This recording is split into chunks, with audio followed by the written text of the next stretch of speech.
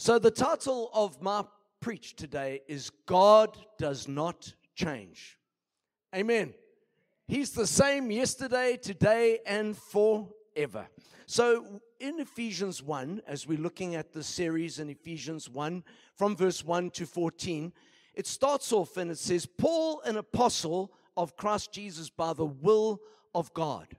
So I want to just look at the will of God, God's plan from the beginning to where we find ourselves today.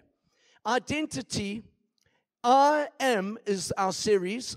I stands for identity, whose you are, and we are of the Father. Then the A is authority. Our authority is given to us. We in authority when we know who we are, and we are children of God, royalty, sons and daughters, redeemed, sealed by the Holy Spirit, forgiven, set free. That's who you are. And the M is mission. Mission. You are here on planet Earth for such a time as this. It's not meaningless. You aren't just an oxygen thief. You have a purpose, which is to advance the kingdom of God here and now. And everything is intentional. Everything is important to bring the climax of the ages, the end to come, the consummation of Jesus' return, which will change everything. Heaven back on earth, a new heaven and a new earth. Everything is important. Your life, every decision, smile, prayer, every moment counts. Hallelujah.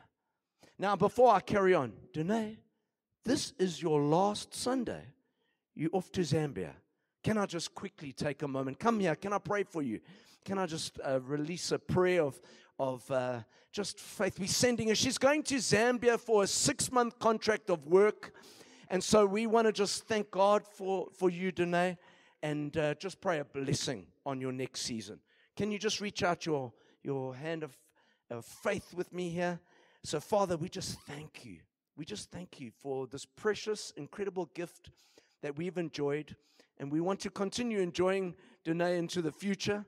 But Father, as she goes for these 6 months and as you just unfold your plan, your purpose and destiny, your mission in her life, that's going to just continue for the next while in Zambia. We thank you, Lord, that we send her from here with great joy, with blessing. And Father, we thank you for an empowering from on high in all that she is about to lay her hands on and do. And so thank you, Father God. Thank you for the work there. Thank you for the new season. May it be a swift and amazing, smooth sailing start and just an incredible opening of the Holy Spirit to make things easy and established and rooted and grounded there in that place. In Jesus' name, amen.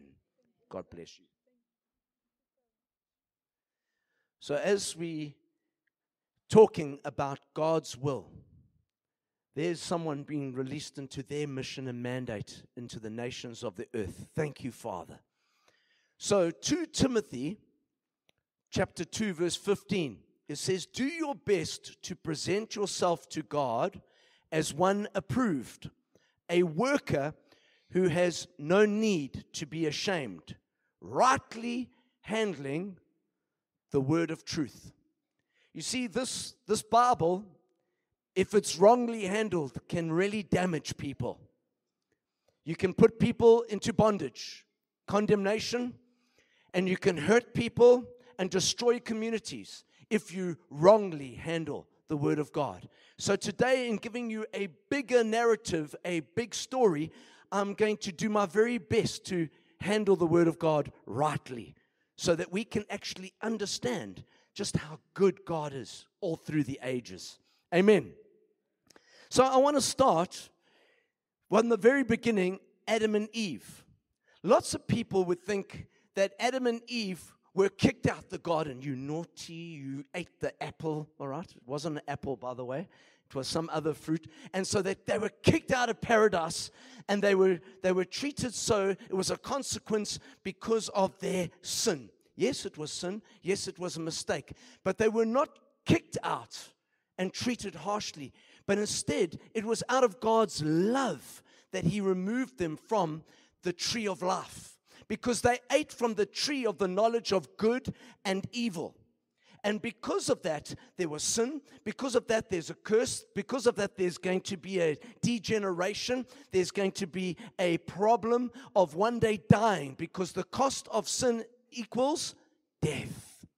So can you imagine Adam and Eve, after eating of the forbidden fruit, then eating of the tree of life, to have a sickness like cancer for all eternity, never been able to die, but the cancer is eating away at your body? What kind of life would that be? It would be a suffering. It would be terrible. So God, in His love and His grace, removed them from the garden, and He had a redemption plan. And the redemption plan, God is the first to preach the gospel, Genesis 3, verse 15. And He says this, I will put enmity between you and the woman. He's talking to the serpent, Satan, who deceived them, who lured them away. And they fell short, and they missed the glory of God, missed the mark. I will put enmity, a fight, between you and the woman. What woman is the Bible talking about here? We know only later, 4,500 years later, it's Mary, the virgin. And between your offspring, Satan's offspring, his minions, all right, and her offspring, one. He shall bruise your head. Other translations, crush your head. And you shall bite his heel, bruise his heel. So God Himself preached the gospel, told Adam and Eve and the serpent in the garden that the way the Messiah was going to come through a woman. God was going to become a man. And we know, fast track 4,000 years later, Jesus is the God-man, who was born of a virgin, which means He was born holy, because if there was a dad and a mom, He would have the sin of Adam and Eve passed down. You guys are very quiet this morning, eh? All that mother love just gets you all gushy-goo and just kind of nice to see some smiles and laughter here. Great. So, God preached the gospel. And Jesus is the fulfillment of that first. It's called the Proto-Evangelia, Genesis 3, verse 15. There were three rebellions. Three rebellions. First one, Satan rebelled. Lovely haircut, Eileen. Oh, sorry. No, it's not a haircut. It's Josh's. All right. Apologize there. Happy birthday, Hannah. Has she gone out already, huh? All right. Hannah, happy birthday. Oh, it's lovely. Awesome, eh? Just there. Can we just give her a round of applause, eh?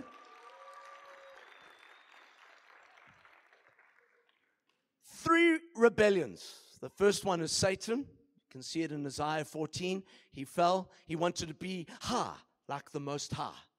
And he fell. Fell to earth. Jesus said he saw him fall like lightning. All right? And then told the disciples, don't boast that, casting out demons, but boast that your names are written in the Lamb's book of life, that you are saved. You are children of God. The first rebellion, Satan fell. The second one is Adam and Eve being deceived. Now everyone's going, what's the third one? And we're just about to get the answer from that phone call.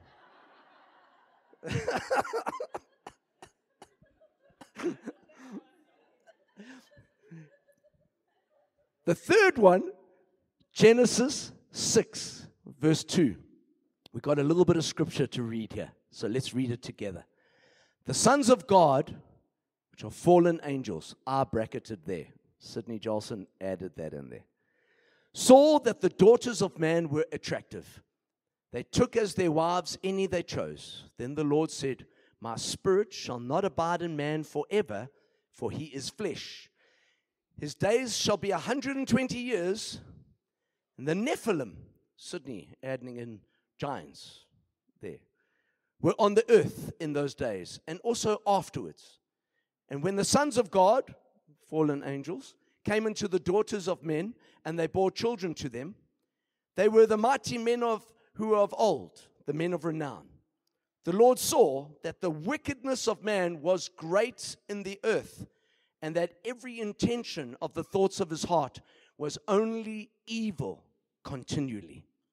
And the Lord regretted that he made man on the earth, and it grieved him to his heart. So the Lord said, I will blot out man whom I have created from the face of the land, man and animals and creeping things and the birds of the heavens, for I am sorry that I've made them. But Noah found favor in the eyes of the Lord.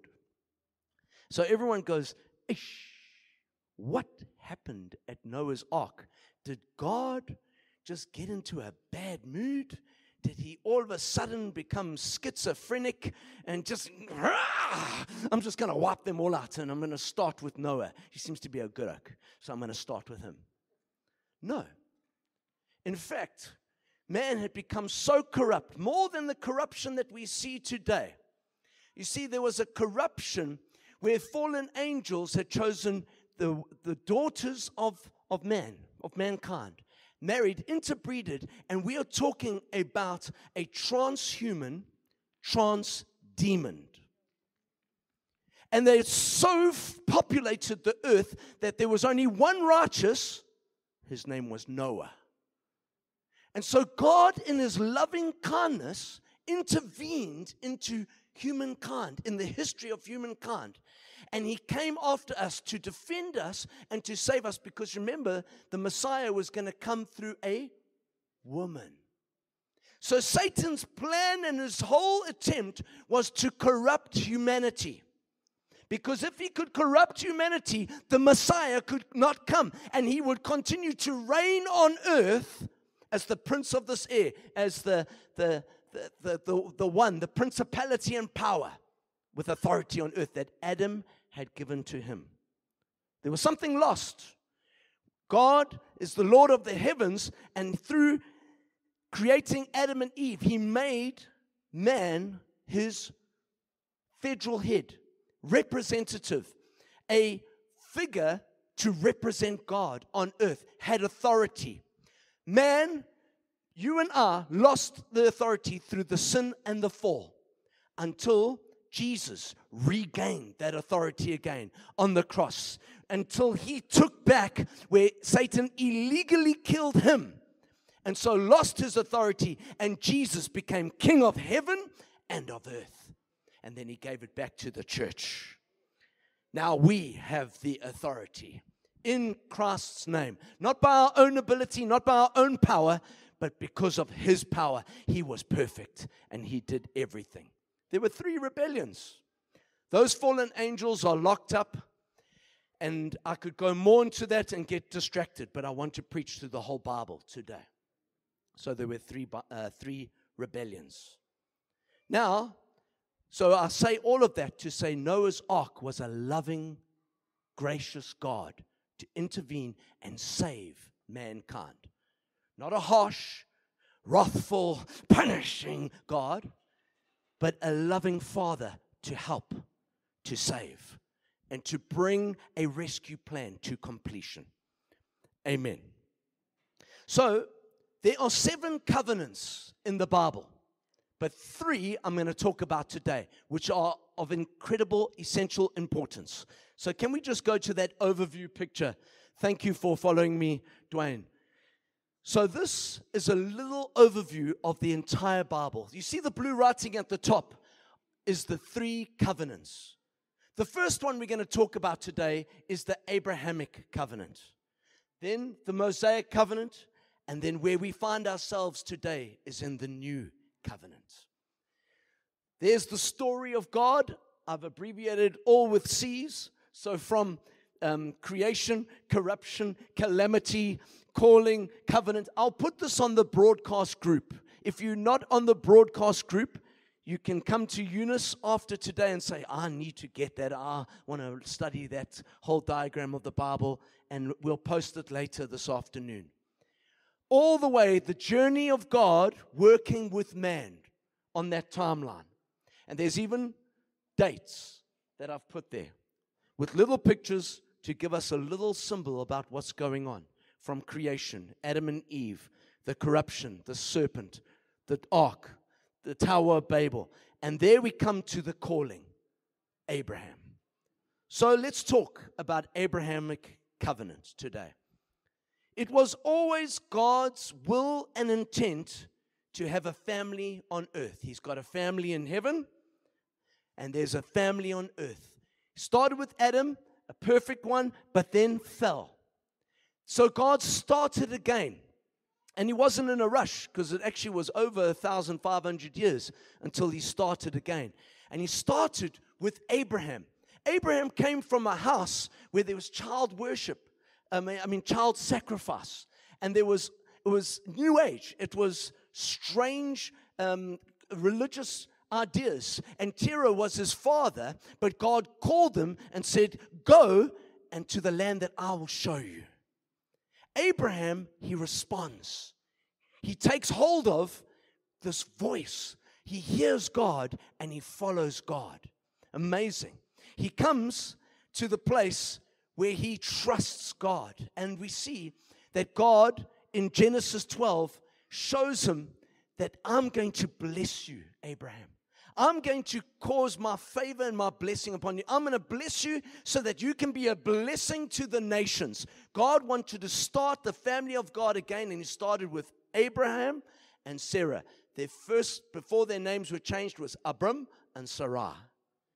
And so God starts with Abraham, and God is good to Abraham, not based on Abraham's works and ability.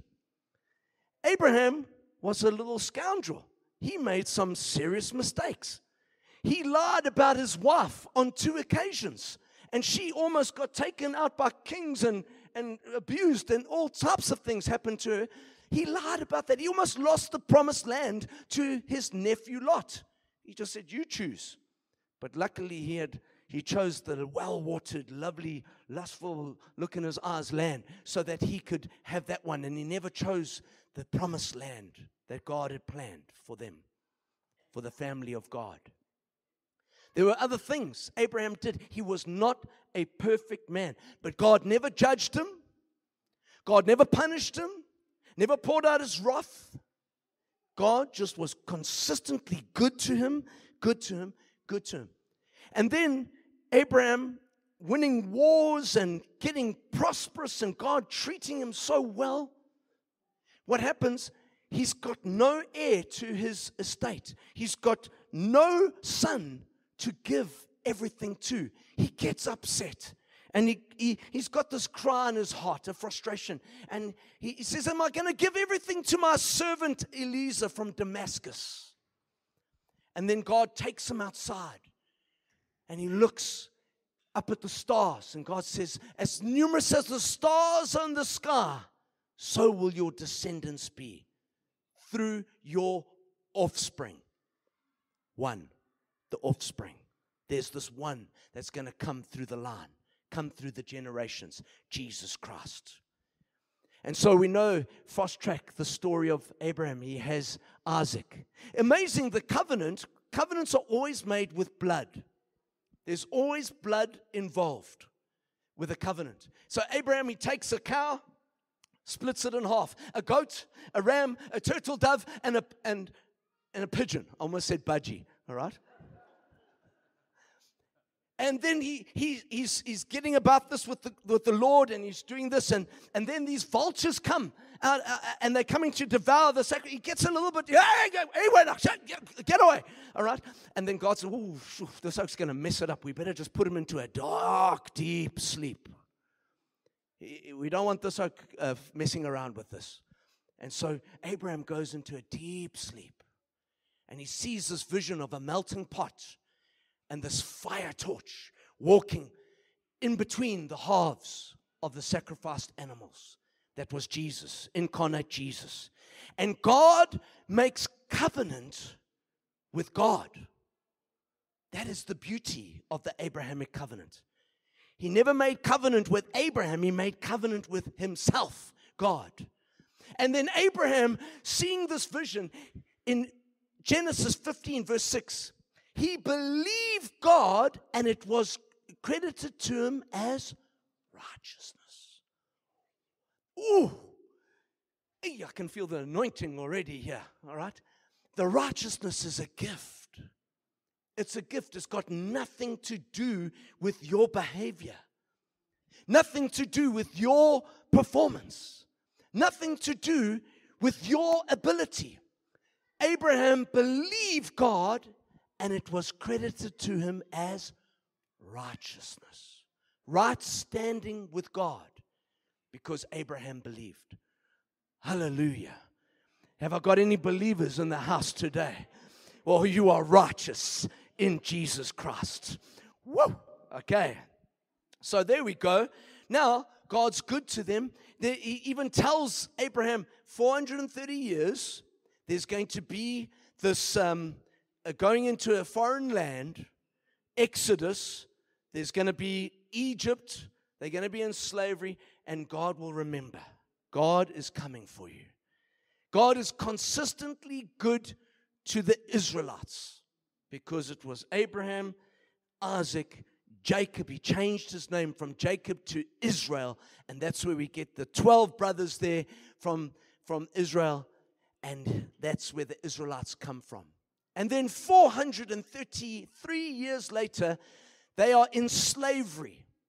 The Egyptian Pharaoh forgot what Joseph had done and the miraculous saving of humanity through the famine at that time. And so they get into slavery. They are treated badly and abused, and they've forgotten their God. There's generations where they have forgotten God. And so God hears their cry, He hears their whimpers, He hears their call, and He comes to deliver them through Moses. Amazing. They're not a perfect people. They caused division. They did all kinds of naughty things. They were unbelieving at times. All right. They moaned. They complained. God even says of them, they are stiff-necked people. All right. Hard of heart. So these people, but God was consistently good. He liberates them. There's 12 plagues against the Egyptians. Remember, the wrath and the judgment is always to the unbeliever. The unbeliever, if you're an unbeliever here, you're already under the wrath of God. That's why there's Sodom and Gomorrah. They were totally against God. They weren't followers of God, right? And that's why the 10 plagues come against Pharaoh, who sets himself up as God. So that there is a place for God's judgment and wrath. But it's not for the followers of God. It's not for the children of God. Because Jesus has taken our punishment in full on the cross for us already. So, God, He comes and He loves them. He rescues them. We know the story. Out they go. The Red Sea opens. All right, let my people go, for they must come and worship me. And so they come out the Red Sea, and I mean, wow, their clothes didn't even get all messed up, and their sandals didn't get or wear out. They were just looked after. When they complained for water, God opened a rock. And then when they needed food, there was manna, bread, all right? And you know what manna means? What is this? All right? And so they had that. And then when they said they had enough of bread, they needed some nyama. They needed some meat. Well, then God gave them quail. God was just consistently good. But were they a perfect people? No. But then something changed at Mount Sinai, Mount Horeb. The whole purpose was God was calling His people to come and worship come and be with me. Come and have relationship. Come and be one with your Creator. The Mosaic covenant, it happened about 1500 BC. And so on the mount, there's this covenant that takes place. And Moses, he does the sprinkling of blood. And I'm going to read some scriptures now in a moment. And then shortly after this covenant, next thing, 3,000 people, because they made a calf, they forgot their God. When Moses went up for another 40 days to go and worship and to be with God, they forgot their God, and they went to Aaron, and they said, now Aaron, make for us a God that we can worship. And so he got the earrings of gold, and then out popped, I like how Aaron says, just out popped this calf, this golden calf from the furnace. And they started to dance and worship. And this is the God that rescued us out of Egypt. And so they're there worshiping an idol, breaking the first commandment. This law covenant was put in place. And next thing, they cannot do it. And on a very close time in proximity to the law covenant being put in place, 3,000 were killed. 3,000 executed. Moses says, who's for God? And all the Levites rushed to Moses. And then there was just this slaughtering. First time in the scriptures, the followers, the children of God, there's this judgment. What is going on? Oh my goodness, is something just happened to God? Is he in a bad mood? Did he just get all upset and just say, that's it?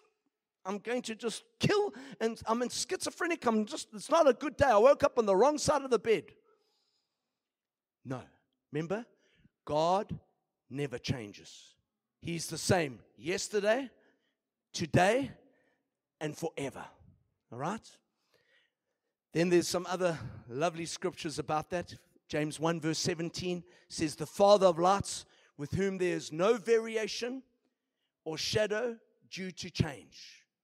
Then Malachi 3 verse 6 says, I am the Lord, I change not. So, if God doesn't change, who changed? Now, lots of people quickly rush to say, the people changed. All right? If you're in that boat, don't put up your hand just yet. All right? Maybe you're laughing because you thought, oh, I just about said that. Okay? The people didn't change. They've been naughty from Adam all the way to you and I. Amen? Anyone perfect here today? I'm definitely not. All right? So, the people didn't change. God never changed. What changed? The agreement on how God relates to mankind and how man relates to God. It changed at Mount Sinai. And let's read some scriptures together. So, we're going, there's 3 times. Exodus 19 verse 7. It says, so Moses came and called the elders of the people and set before them all these words that the Lord had commanded him, showing this incredible standard of holiness, the law, that God is righteous, he's pure. He set them all before them. And all the people answered together and said, all that the Lord has spoken, we will do. Wow. Then there's this invitation. Verse 13, 19 verse 13, Exodus 19 verse 13. Come up to the mountain, and the trumpet blew. And there was a trembling, and there's this dark cloud, and it's a frightening thing to have seen the presence of the Almighty God in that moment. And then Exodus 20 verse 18 says, now when all the people saw the thunder and the flashes of lightning and the sound of the trumpet and the mountain smoking, the people were afraid and trembled, and they stood far off and said to Moses, you speak to us, we will listen, but do not let God speak to us, lest we die. They were afraid. They pulled away. They did not want God. They wanted a mediator. They wanted to only relate to God through Moses. Exodus 24 verse 7. Then he took the book of the covenant and read it in the hearing of the people. And they said, all that the Lord has spoken, we will do. And we will be obedient. And Moses took the blood, threw it on the people and said, behold, the blood of the covenant that the Lord has made with you in accordance with all these words. The Mosaic covenant. What happened? The agreement, the covenant of how God related to man and how man relates to God changed. The covenant was God and man. But the promise of Abraham was a covenant of God making covenant with God. That's why it was this unconditional love, not based on our performance. But now, because man, the Israelites didn't want God. They wanted to relate through a man. They did not even believe. They were a stiff-necked, hard-hearted people. But God in His graciousness still made a way for them to receive the blessings, to receive the promise through doing the law. It was a covenant God with man. And from the first outset, they could not do it. They broke law number 1. Thou shalt not have an idol. And that's why the devastation of the Israel's history was one of up and down. When they did well, when they did the law, when they did everything, yes, they were blessed. And the land would be extended to its most incredible boundaries. And then they would be beating all their enemies. And there would be a chicken in every pot. And everyone was happy. But when they did wrong, when they were disobedient, then there was a curse. And they lost. They were sometimes in exile. They were sometimes excommunicated. And they found themselves in chains and in bondage. Israel's history is an up and down history because it was based on the ability of man. Everyone got the Mosaic covenant. It was a covenant of 613 stipulations. It was impossible for you and I to do. I broke it a long time ago. I eat shellfish, I don't know, and pork. I enjoy pork, right? So sometimes you might see a little pork belly here as well because I enjoy pork. And that's the problem, is that in Deuteronomy 28, blessings for obedience, 14 verses, if you are blessed. If you are obedient, you're going to be blessed. But if you are disobedient, 54 verses follow that you will be cursed. What was the purpose of the law? The law was to show them they needed a Savior. They shouldn't have gone, yes, we will do it. We will be obedient. They should have gone, no, we can't do it. We're just going to trust you like Abraham. We're going to believe, and then it will be credited to us as righteousness. But instead, they based it on their own righteousness, their own ability, and their own goodness. And they failed dismally. So the need of the law, the purpose of the law is to show us our need for a Savior. Even today, we use the law to help an unbeliever know that they are not good in their own self, that they need a Savior. Number 2, it's because of sin. We'll only know what sin is because of the law, God giving us the law. Then number 3, it imprisoned everything under sin to need a redeemer. And then number 4, the law was a guardian, safeguarding the Israelites and the people, humanity, so that it wouldn't become corrupt and debauched like it was, Genesis 6, with the interbreeding with fallen angels. So there was a protection, a safeguarding, a guardian, until Christ would come and that we would be justified by faith.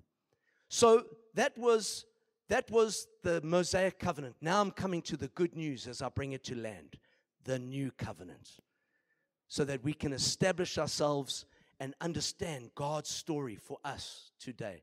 The agreement and the covenant, thank the Lord, changed 2,000 years ago because a man named Jesus Christ, born of a virgin, he had to be born as an Israelite of the tribe of Judah. He had to be born under the law to do the law and then to put the law away, to make it obsolete, to vanish. That it would no longer, we are no longer, Romans 6 verse 14, under the law, but we are under grace.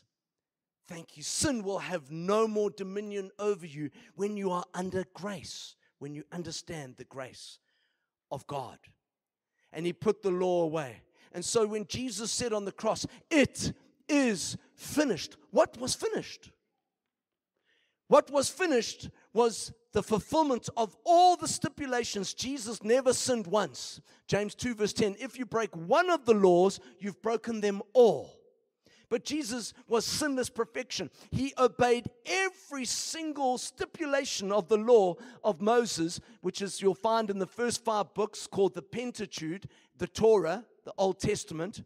And Jesus fulfilled them. Not only did he fulfill the law, but he fulfilled all the prophecies, 390 something prophecies of the Messiah to come.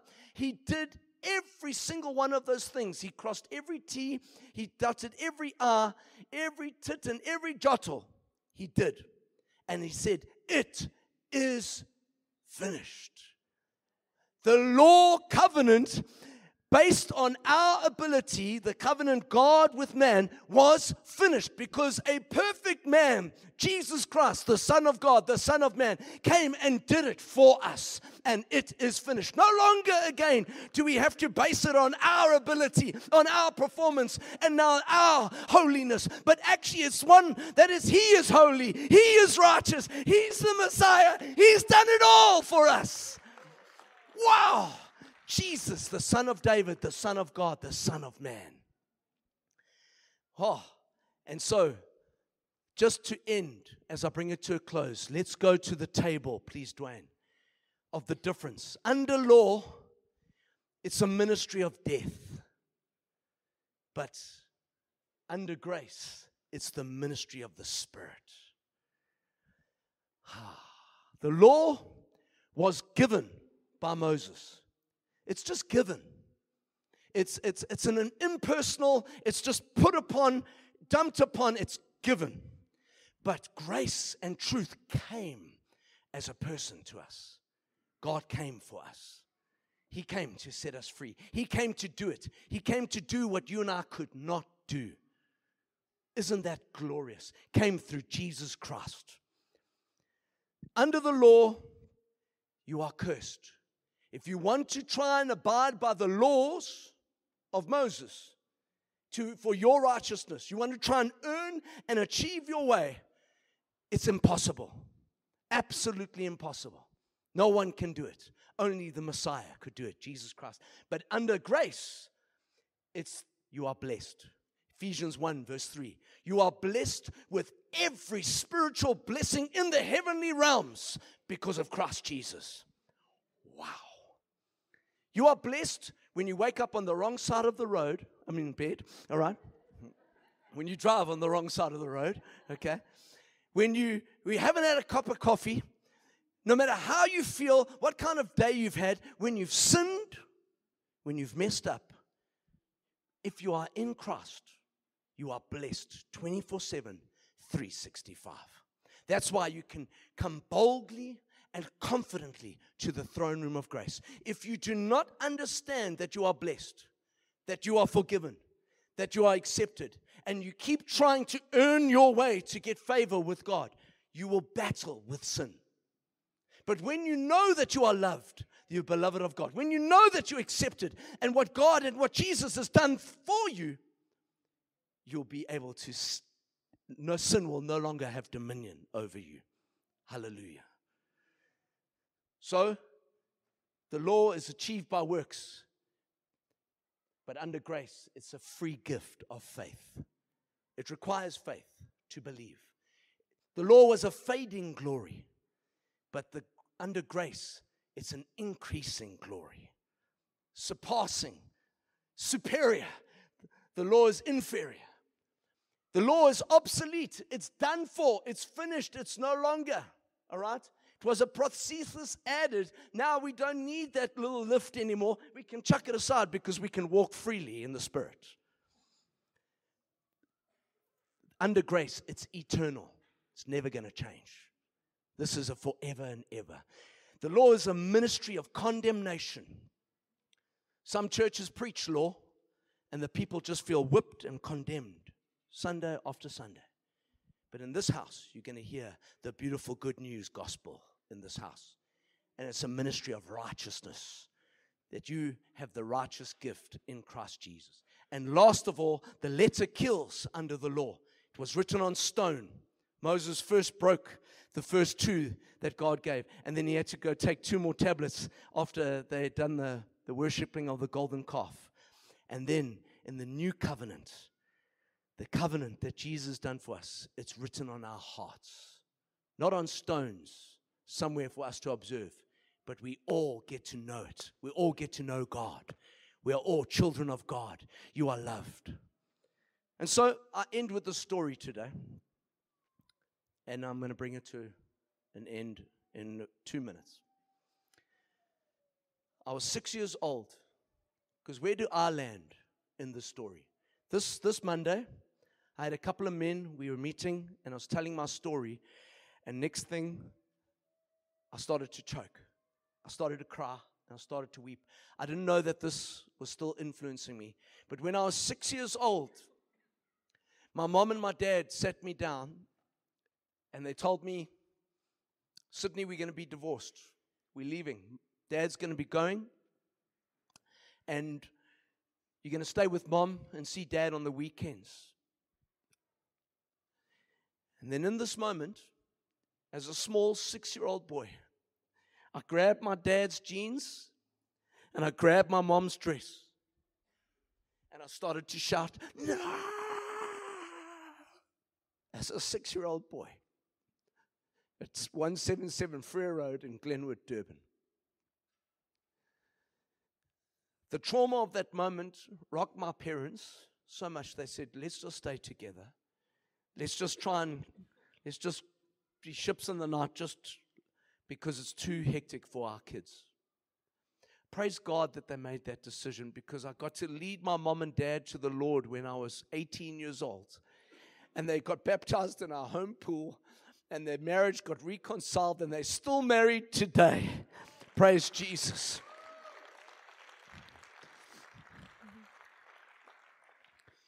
But there was something influencing me in that moment that I had not yet dealt with. I had not yet put it under the blood. When I was telling that story, there was a lie that was influencing me.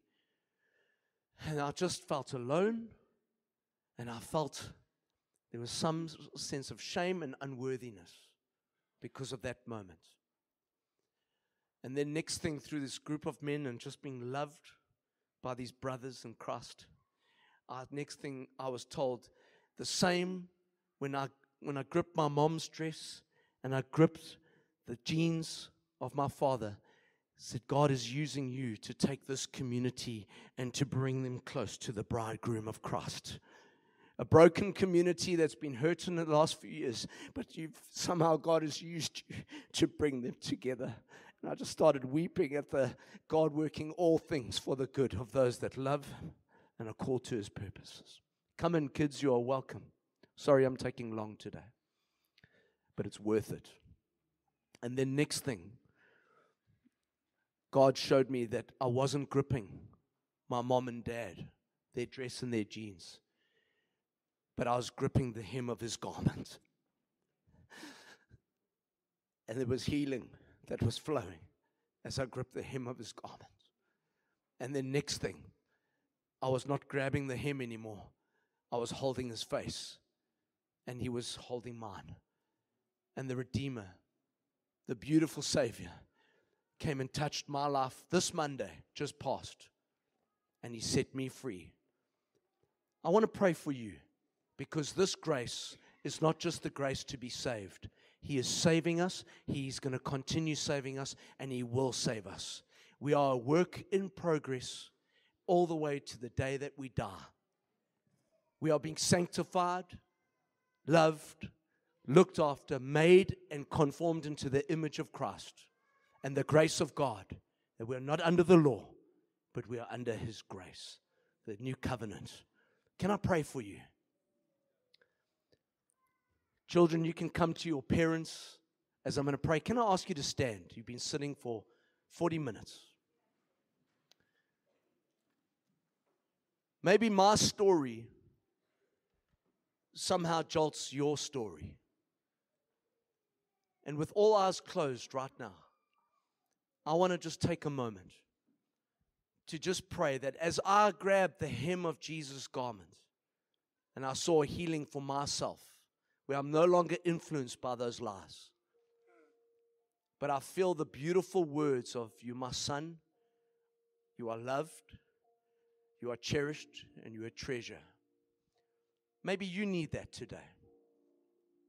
And I just want to release right now healing power and flow. If I'm praying for you, can you just put up your hand and put it down?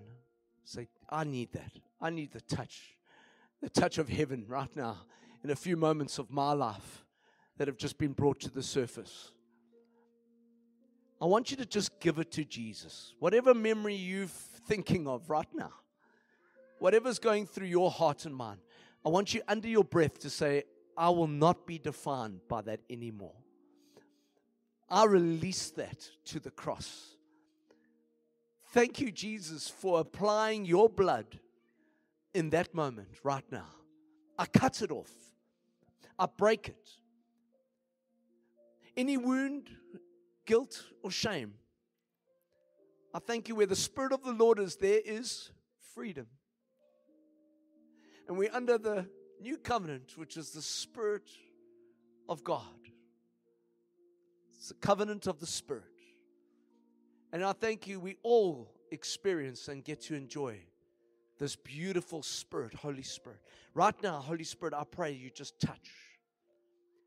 You touch and you liberate hearts right now. And you speak your lovely words into people's lives. Thank you, Jesus. Thank you, mighty God, for shifting. We walk in the kingdom of peace, of joy, and righteousness in the Holy Spirit. Sure. Come, Holy Spirit. Come, Holy Spirit. Thank you, Lord, we are blessed. We all live under open heaven because of Jesus. And the heaven is not shut. And it can't be shut because the work is done. It is finished. It is accomplished. It is done. Thank you for your victory, Christ. Thank you for overcoming whatever pain, whatever hardship, whatever suffering, whatever memory has come to the forefront of our minds today. Thank you that it is finished. It is finished. In Jesus' name. In Jesus' name. Hallelujah. Amen.